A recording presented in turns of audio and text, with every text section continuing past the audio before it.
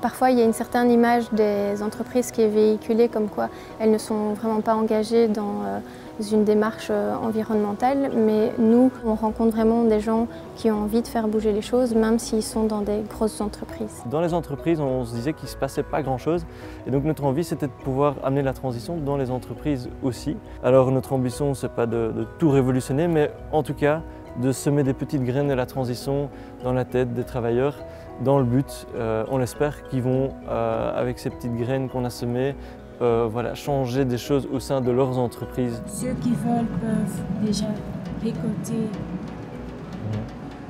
les haricots. C'est la bonne couleur, ça? Oui, c'est une Ils sont chers. variété.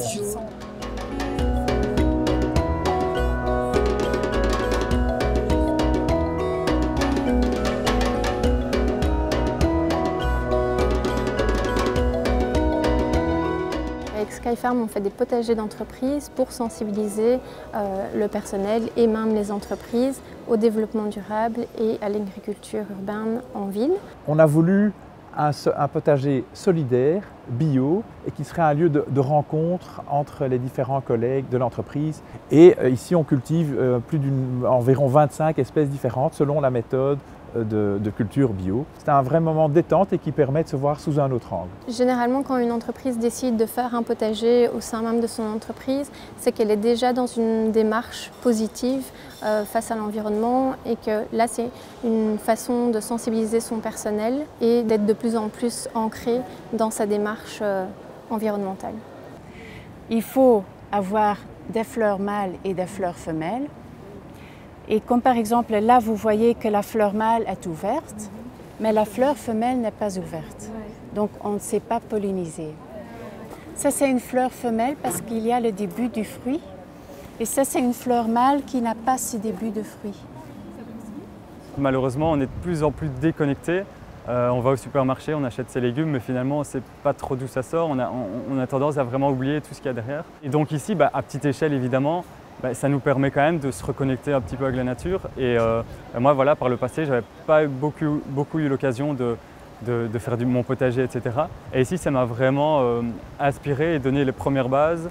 Et surtout, ça m'a donné envie de continuer. Le fait de travailler avec les entreprises nous permet de toucher un grand nombre de personnes et de permettre aussi à ces gens de suivre nos formations sur leur lieu de travail, ce qu'elles ne feraient peut-être pas en dehors parce que les obligations familiales et autres prendraient le dessus.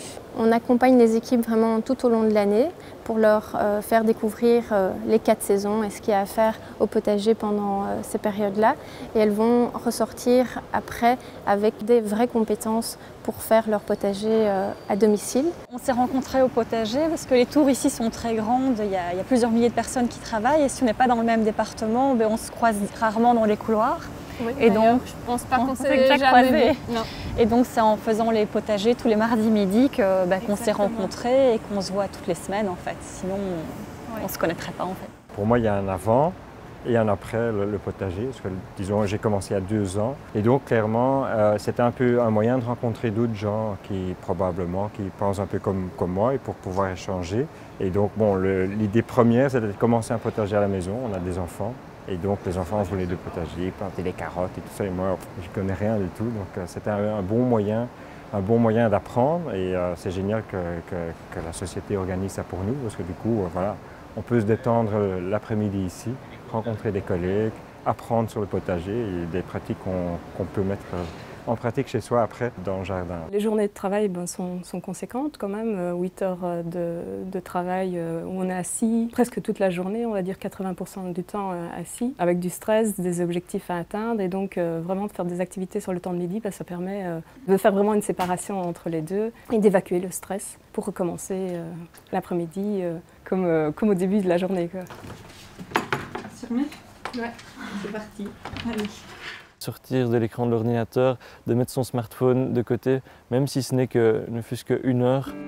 C'est parti.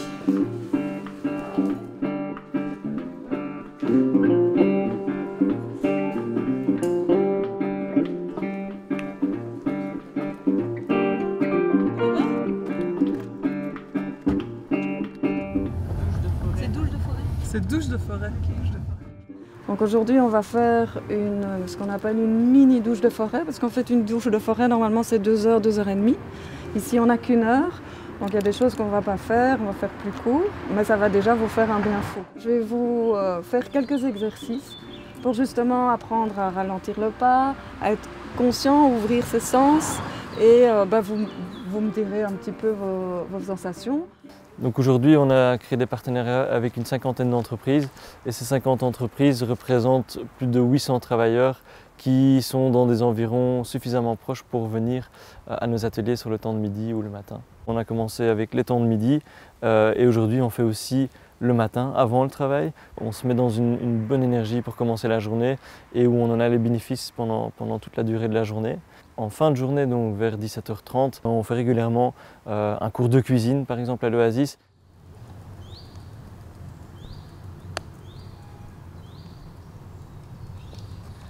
Moi, je conseille à toutes les personnes de faire comme ça de la sylvothérapie, d'aller se baigner dans la forêt. Les personnes vont revenir avec une énergie beaucoup plus sereine et beaucoup plus forte et plus ancrée et donc mieux travailler. L'objet que vous avez pris, eh bien, je vous invite à d'abord le regarder, le retourner.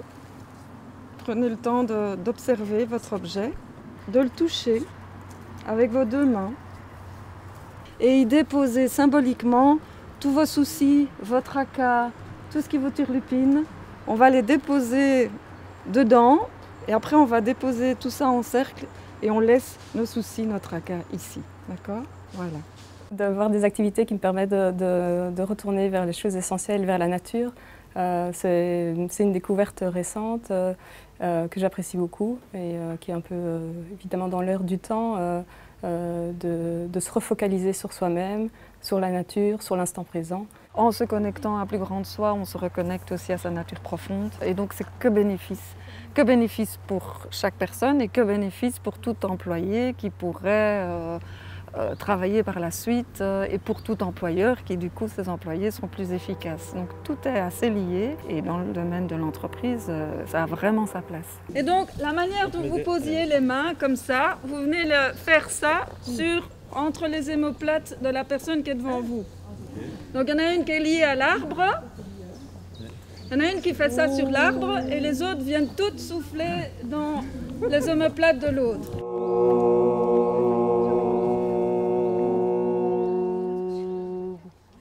On peut parfois prendre énormément de plaisir à faire des choses ultra basiques, ultra simples, ce qui ne veut pas dire que c'est enfantin non plus. On ne sait pas toujours où ça va avoir un impact exactement, mais ce qu'on remarque c'est que oui, l'impact est là et parfois plus pour une personne que pour une autre, plus dans une thématique que dans une autre. On vient jamais tout seul, on vient entre collègues, puis on en discute après. C'est souvent des collègues qui partagent le même genre d'envie, le même genre de mode de vie et qui apprécient ce genre de sortie, quoi. Ça nous permet d'avoir peut-être une meilleure connexion dans les relations de travail par la suite. Voilà. C'est le but aussi de l'entreprise quand elle promeut ce genre d'activité. On va respirer consciemment sur 2 temps et puis on va expirer sur 4 temps. On va faire ça 3-4 fois.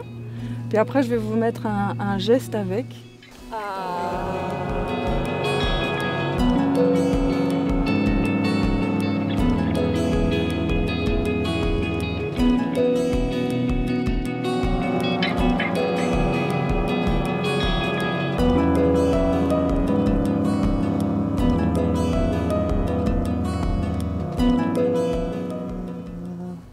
Est-ce que vous sentez que ça vibre ici?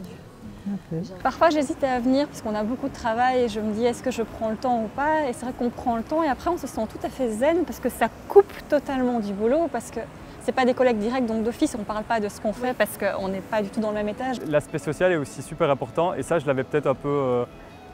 j'y pensais pas au début quand je me suis inscrit. Pendant 1 heure on ne parle pas business, on ne parle pas choses, on est avec des gens qu'on ne connaît pas d'autres services.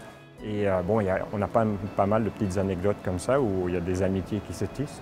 Or, personne qu'on ne rencontrerait pas normalement. Ça montre que ça crée des liens et ces liens ne s'arrêtent pas ici et ça continue par après en dehors de l'heure de midi. Et donc il y a d'autres collègues qu'on a rencontrés aussi au potager qui donnent des conseils sur leur propre potager. Oui. Il y a une collègue qui nous a ramené des graines de chez elle pour qu'on puisse planter en fait. Et donc ça crée des liens qu'on n'aurait pas dans le cadre habituel parce que quand on vient travailler on est quand même... c'est intense donc là au moins c'est une heure où on prend le temps. En fait. Alors maintenant ce que je vais vous demander c'est de marcher, c'est ce qu'on appelle la marche Gaïcha. C'est une marche comme ça. Il y a des tas d'exercices qu'on a fait, par exemple aujourd'hui à la sortie en forêt, qu'on peut reproduire dans les bureaux. Par exemple, on a fait différents types de marches pour ralentir le pas. C'est quelque chose, si on se met en conscience, qu'on peut tout à fait faire dans son bureau, dans les moments où on sent qu'on pète un câble, ou des respirations pour justement apaiser tout le système qui est mis sous stress. Après, les bureaux, ça serait vraiment bien qu'il y ait des plantes et des choses comme ça, parce que rien que la vue d'avoir des plantes et dans son univers du boulot est déjà porteur. Je te rappelle quand on est venu au premier cours et Mick caressait les fleurs et on se disait en rigolant qu'elle s'émerveillait, mais maintenant j'ai l'impression qu'on s'émerveille aussi pour nos plantes. En plus, regarde comment ils ont bien poussé ces petites tomates. Ils sont pas très grands, mais ils sont bien rouges. Oui, c'est vrai qu'on devient un peu comme elles. C'est contagieux.